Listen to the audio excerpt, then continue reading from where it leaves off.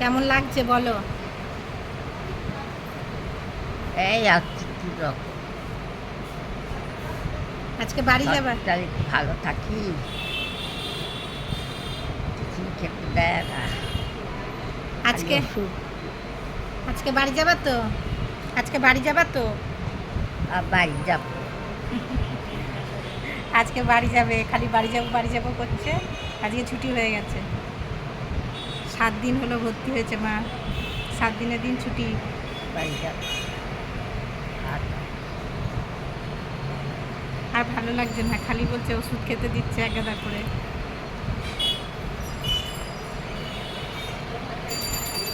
একটু শোও, তারপরে নিয়ে যাব। হাতে তেল লাই, জল লাই, ঠিক আর আছে। ভালো থাকবো।